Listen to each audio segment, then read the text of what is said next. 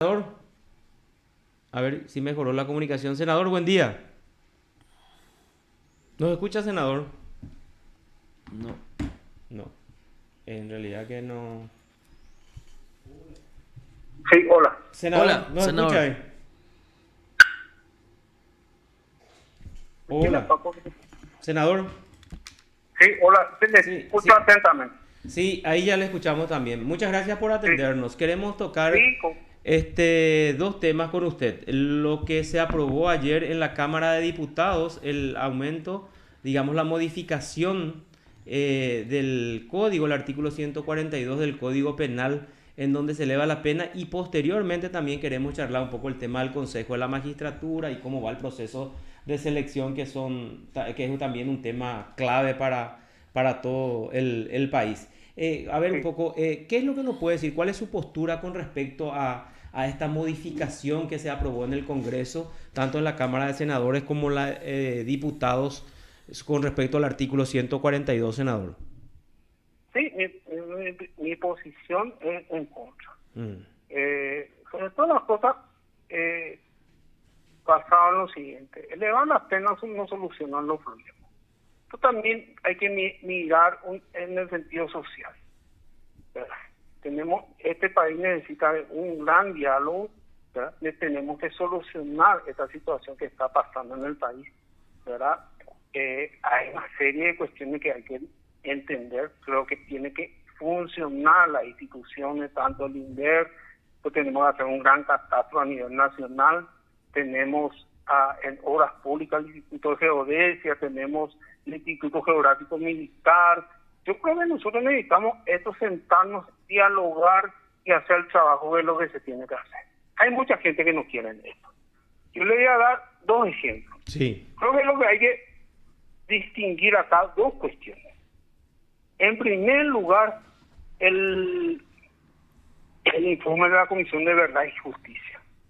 Sobre el informe que más de 7 millones de hectáreas están en manos de personas no sujetas a la reforma agraria. Esto va del 54 al 89. Pero en este momento tenemos un problema también, que yo tengo un informe oficial del INDER que hicieron 45.000 hectáreas están en manos de... Estos son tierras lindas que había comprado para la reforma agraria. Entre ellos lo de Antevisco, Mm. ¿verdad? Un millón 45.000 está hectáreas, en dijo. manos ahora del juez, del supermercadista, de una serie de personas que no son sujetos a la reforma agraria, ¿verdad? Eso en valor económico prácticamente tiene 10.000 millones de dólares. Entonces hay mucho dinero en juego Mm, y creo que en este momento solamente esto, el enfrentamiento entre paraguayos, lo podemos evitar con el diálogo y con una hoja de ruta que participe las organizaciones campesinas, que participe las organizaciones de la rural. Tiene que ser un gran debate a nivel nacional. Si no, no le vamos a dar salida a toda esta situación que estamos pasando. Necesitamos parar la pelota, necesitamos una hoja de ruta. Creo que las instituciones, estas instituciones que nombré, el Qatar, catastrar por lo menos, yo creo que en 3 años podemos terminar todo este proceso. Así catastramos, tenemos más de 260 distritos a nivel nacional, y si nosotros terminamos en 3 años, nos sinceramos, porque hay mucha gente también que los productores no quieren, mm. que realmente sea transparente eso. Yo con esto también hay una serie de cuestiones que los campesinos son instrumentados. Ellos tienen su propia agenda. Hay mucha gente preparada entre ellos, hacen debate, hay gente profesionales universitarios, tienen su autonomía. Y en esas condiciones de instrumentación política, ¿verdad? Y una serie de cuestiones, necesitamos un amplio diálogo. Yo, en mi forma de ver esto no se soluciona con aumentar las penas, Senador, ¿verdad? ¿y usted cree que o sea, que todos los sectores en realidad querrían conversar? Porque hay que entender por un lado, ¿verdad? El sector de los campesinos que tiene sus intereses y el sector empresarial o la gente que tiene grandes extensiones de tierra también tiene sus intereses. ¿Usted cree que se puedan en algún momento dado estos grupos muy antagónicos se puedan sentar en una mesa de diálogo junto a las autoridades, como usted dice, del INDER o de donde fuera, ¿verdad? Para tratar de solucionar este problema? Yo no veo ahora esa intención, ¿verdad?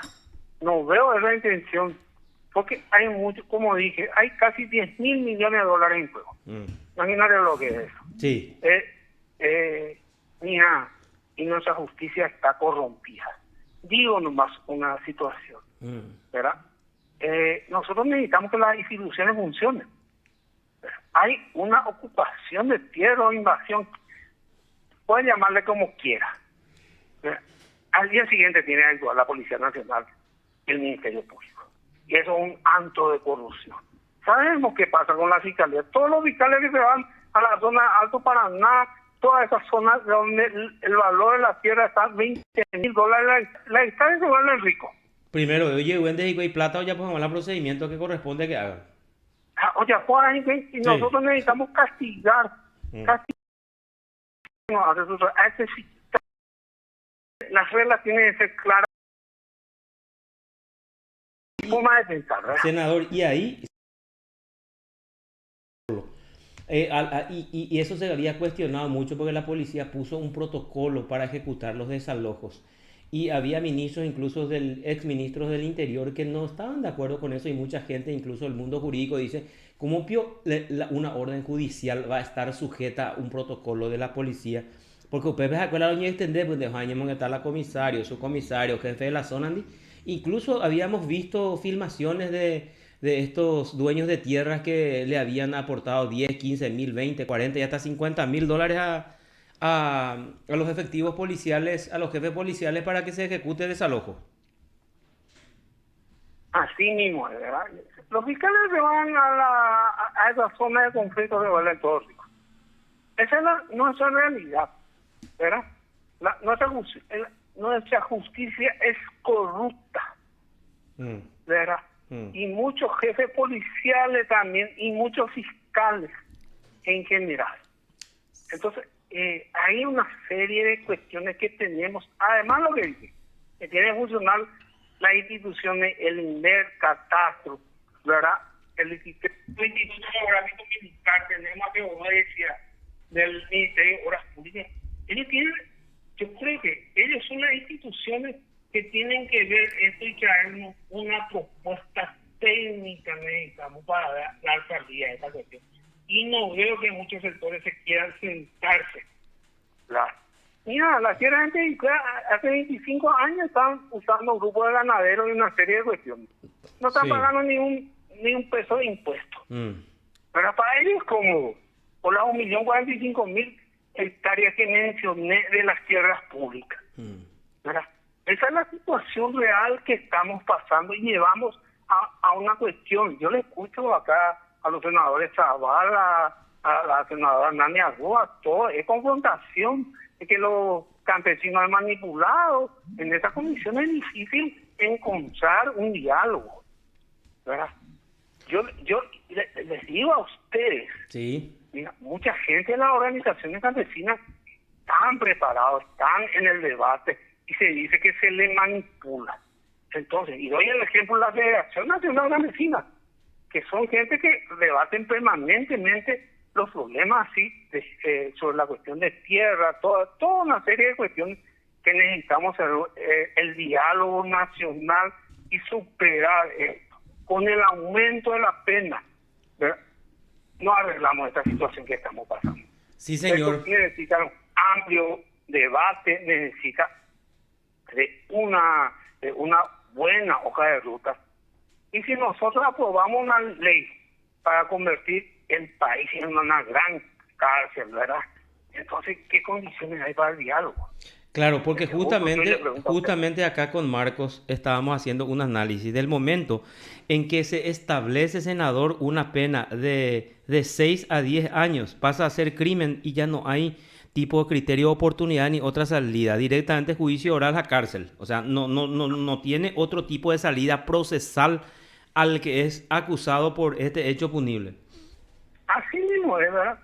Esto es en este momento es para una cuestión. ¿Y sabes lo que pasa en esta situación, verdad? A ellos les preocupa, son 1.045.000 hectáreas. No tienen título. ¿Verdad? Y con eso trata de amedrentar a la gente. Son tierras públicas, son tierras del INDER. 1.045.000 dijiste, senador, ¿verdad? Eso es lo que tiene... 1.045.000, yo tengo el informe del INDER, no es el informe. No es lo que yo digo, es un informe oficial del INDER que está en manos de ellos. 10.000 millones de dólares en juego, eso es lo que anoté también porque son cifras muy altas, No, ¿verdad? yo le pongo la mitad de lo que cuesta en la zona, $20.000 la hectárea, está una hectárea en esa zona. Le estoy poniendo la mitad nomás, es como la deuda externa del país. ¿Verdad? Entonces es mucho dinero, mucho interés, y cada uno juega a una cuestión de su grupo económico, de su grupo, su gremio, y también no podemos dejar de señalar, ¿verdad?, que hay mucha gente, especialmente estamos viendo en Central, cuando llegan las elecciones municipales, ¿verdad?, empiezan las invasiones, orquestados por grupos políticos. Así mismo. Senador, acá dentro de la entrevista que estamos manteniendo, varias veces usted habló de que tenemos una justicia corrupta. De hecho, que no lo dice primera vez, pero lo está reiterando varias veces en esta conversación, en esta charla que estamos manteniendo. Y justo usted está en un órgano muy importante en donde le representa a la Cámara de Senadores, que es el Consejo de la Magistratura.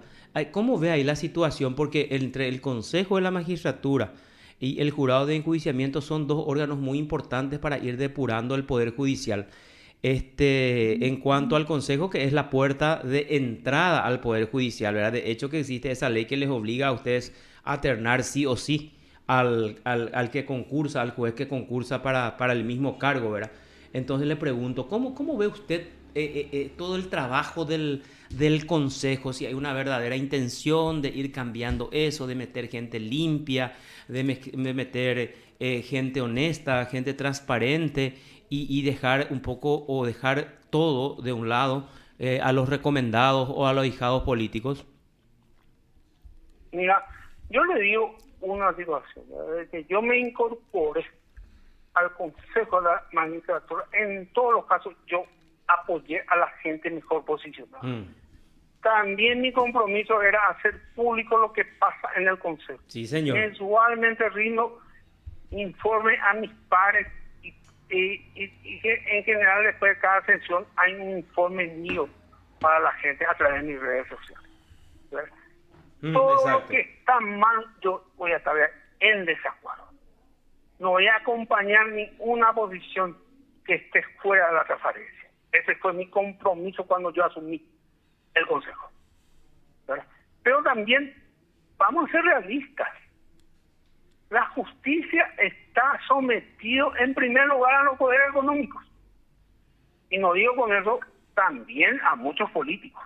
No podemos negar eso, ¿verdad? Esa es la situación y te doy un ejemplo.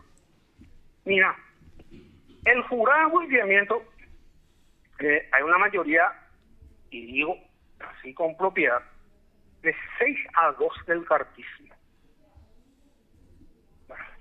¿Y cómo hicieron esa mayoría? En diputados, los representantes en general ante el jurado de enjuiciamiento duran 5 años en su función. Sí. Le fueron sacando primero. ¿Qué pasó ahí? Le sacaron a Romero Roa y al diputado Alvarenga. Sí. Que no eran cartistas. No, así mismo. ¿Verdad? Y están haciendo una mayoría, le están presionando a los jueces. Hay gente que se van. Por ejemplo, lo último que pasó, cuando había una elección de magistrados, se fueron a hacer a patotear a cada uno de los jueces, ¿verdad? Y en ese momento vamos a elegir 2 miembros de la Corte y 2 miembros ante el Tribunal Electoral. Necesitamos transparencia. Yo todo voy a transparentar, no importa quién sea, y voy a tener mi posición política ante esto. Y bueno, y atendiendo esa, o sea, hablaste del jurado de enjuiciamiento y cómo ves esa composición. ¿Hay algún grupo ahí que que se está imponiendo con una mayoría e impone su criterio, aunque sea arbitrario o aunque sea legal, pero hay también en el Consejo que usted integra actualmente esa mayoría coyuntural que respondería a un sector político, sea de Honor Colorado, sea al abdismo, sea al luguismo o a quien sea, o no se ve, no hay tanta, digamos, no se acumulan tantos votos para un cierto sector. Mira, yo te dije la cuestión del jurado. El jurado responde a Honor Colorado. ¿Y el Consejo de la Magistratura? Y el Consejo de la Magistratura, yo creo en los últimos tiempos, en general, apoyamos a los mejores posicionados. O sea, la temática, en general, hay gente que tiene esa posición, como el doctor Eugenio Jiménez, hay otro, el doctor Paciel, lo mismo, y estamos tratando de hacer bien las cosas. Independientemente a eso, yo tengo mi posición, a la posición de transparentar todo. Si hay una presión política, si hay una presión de sectores económicos, yo voy a denunciar. Ese es mi compromiso. Claro. Ese fue mi compromiso cuando asumí. Y de hecho que lo estás haciendo porque incluso le haces algunas observaciones a tus propios colegas ahí del Consejo de la Magistratura, ¿verdad? Cuando decís, pero me parece una maniobra, ¿por qué se procede así de esta manera? O sea, lo advertís en las sesiones. Es muy importante porque, como usted dice, transparentar es muy importante porque estamos ante la conformación de una terna nada más y nada menos que para miembro de la Corte Suprema. Y se habla de que ese cargo es para un liberal y que la puja se daría entre el senador Ríos y la señora, la ministra de la Defensa Pública, la señora Lorena Segovia. Entonces, y además eso se fortalece, senador, con la poquísima participación, solamente 20 inscriptos, nada más y nada menos que para un cargo en la Corte Suprema de Justicia. ¿Cómo ve usted esa situación? ¿Cuál es su impresión? En primer lugar, ¿por qué se presentaron tan poca gente? ¿Verdad? Porque nosotros decidimos publicar las tesis doctorales. Va a primer lugar, lo decidieron publicar. Y hay mucho plagio. Ustedes saben que vino un español que le hizo a la mayoría de la gente. Sí. ¿Verdad? Eso es público conocimiento. Entonces la gente que realmente mandaron a hacer sus tesis no se atreven a presentar. Antes había 50, 60 personas. ¿Verdad? Ese es en primer lugar importante aclarar ese sentido en el que en muchos casos la gente no se presentaron por los plagios que hay de la tesis. ¿Verdad?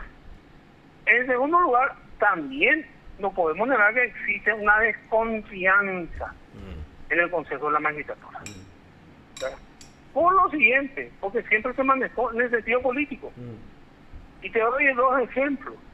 Lo de Sandra Viñón es una vergüenza, está situado, no sé, el número 60, y es la fiscal general Terno. Te doy de acuerdo, lo de Diesel, ¿verdad? En donde nosotros ya, no venía Diesel, va a ser el porque tiene el apoyo cartista, tiene el apoyo de los colorados, tal, de un sector liberal que va a ser miembro de la Corte. Sí, creo que de 20 que calificaron estaba en el 19 o algo así. No, este 22 que calificaba está en el 21. En el 21, así, bueno, sí. Y bueno, entonces hay una desconfianza que no podemos negar esa situación. ¿Verdad? No podemos decir que no es así. Yo nomás no me voy a prestar a una serie de maniobras políticas. Voy a votar por los mejores. Ese fue mi compromiso y voy a cumplirlo. Y yo rescato lo más importante, ¿qué decís? Y esperamos que eso siga siendo así siempre, que hagas esa denuncia pública, que la gente sea, ¿cómo se dice? Desenmascararle a la gente, que es lo importante. Por lo mitad la hipoteca, oye, ¿cuál es la maniobra? Vos podés votar por el más bueno, entonces de publicar para la maniobra más, para la, oye, sometés y cuál a tal o cual sector, pelando gustaya por lo mitad, porque oye, cuata, pues. Entonces eso es importante, esa denuncia pública para transparentar la gestión de las autoridades, es muy importante, senador. No, de hecho sí, cuando transparentamos las cosas, mejora. La mitad como y allá en el sincero más. Sí. Porque todos estamos en la cuestión política y tiene un costo político cuando se sabe la cosa, la gente se cuida. Eso lo necesitamos, transparentar todas las instituciones, ¿verdad? Esa es la realidad. Y yo voy a seguir en la misma senda. No voy a cambiar mi posición ante nadie, ante nada. Mira, yo en general... Pero senador, o sea, ¿vos ves como que sí se apuntala para un cierto sector político esta candidatura o no? ¿O se les puede decir a los demás, a los que son colorados, a los que son, no sé, encuentristas, a los que no tienen partido, de que sí, igual tienen posibilidad de conformar la terna y también que puedan ser excluidos los senadores? Porque viste que se suman pues los elementos, ¿ve? Con a candidato liberal ya son los más invitados en todos los medios porque parece luego ya que son más o menos ministros. Entonces, en ese sentido, lo que yo te pregunto. Mira, yo a veces me pongo a considerar como una cuestión también de que yo nomás mi observación personal, tal vez esta posición de algunas personas de sacarle a la gente que se presentaba tiene afiliación liberal en la terna. Puede ocurrir también eso. Sí. ¿Verdad? Puede ser una maniobra política. ¿Verdad? No solamente tenemos que pensar que es una cuestión de que se va a imponer esa tesis. ¿Verdad? Sí. Y hay muchos liberales preparados. Exacto, Hay gente independiente preparado también, ¿verdad? Claro, no se puede descartar tampoco. No se puede descartar. Sí. Si viene un liberal, tiene todas las cuestiones, yo no tendría problema en apoyar a esa persona. Tampoco si es colorado, ¿verdad? Que tenga las condiciones de idoneidad, que esté preparado, que sea una persona respetada públicamente, con ética, con una serie de cuestiones. Nosotros necesitamos gente en la corte, gente preparada, como cuando se dio, estaba el doctor Pacielo, el Luciano Ayala, Luis Lecano Claude, una serie de personas que está preparada. Después nomás esto se volvió una cuestión mercantilista y de presiones políticas, ¿verdad? Sí, señor. Nosotros necesitamos este país desarrollar y pasa por la justicia, porque tenemos una justicia sometida al poder en muchos casos, político y económico. Al poder económico y político. Te voy a dar un ejemplo. Sí. En Paraguay, ¿quién es el superintendente? El doctor Fretes. Hace 20 años. Todo está sometido al doctor Fretes en Paraguay.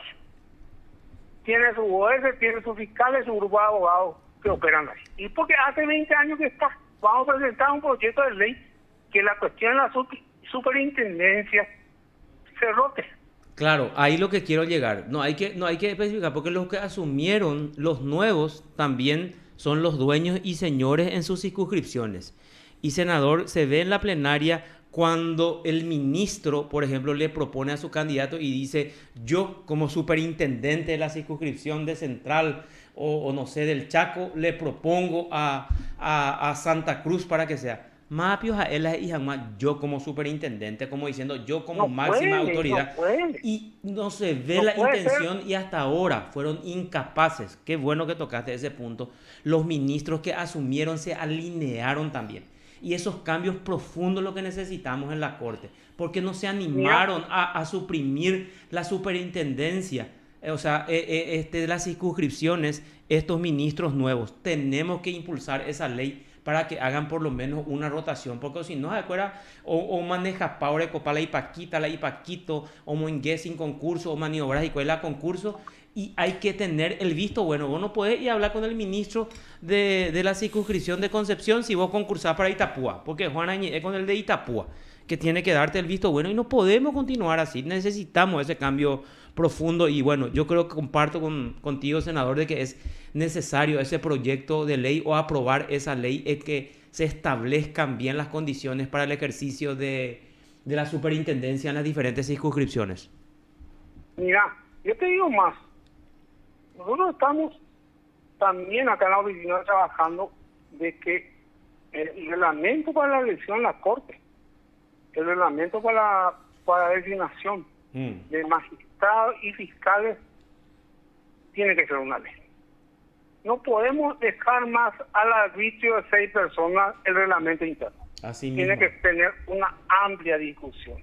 Y ahí se cae una serie de cuestiones, subjetivismo y una serie de cosas. Nosotros necesitamos debatir ampliamente estos reglamentos. Porque el reglamento más importante es nada menos y nada más que... Para elegir a un ministro de la Corte o a un administrador de justicia del país. Así mismo es, ¿verdad? Eso se tiene ahí como reglamentito, justamente como una cuestión de que le da mucho poder eso. Yo voy a presentar los proyectos de ley, va a tener una amplia discusión como tiene que ser, tanto en el Senado y en diputados, y esa reglamentación tenemos que hacer audiencias públicas, saber la opinión de los magistrados, los miembros de la Corte, de la Fiscala General. ¿Cuándo presentarías eso, senador? Yo creo que en 15 días, un mes, presentaría esos proyectos. Estamos trabajando, no es fácil terminar, porque son reglamentos demasiado técnicos y hay que hacerlo bien. Correcto. Tampoco quiero presentar un reglamento que no está bien. Correcto. Vamos a estar atentos, senador, y te agradecemos esta conversación, esta charla, por el tiempo que nos brindaste. Gracias a ustedes, muy amable. Hasta luego, senador. Les agradezco mucho. Adiós. Gracias. Te informó PDS Radio TV Digital. El senador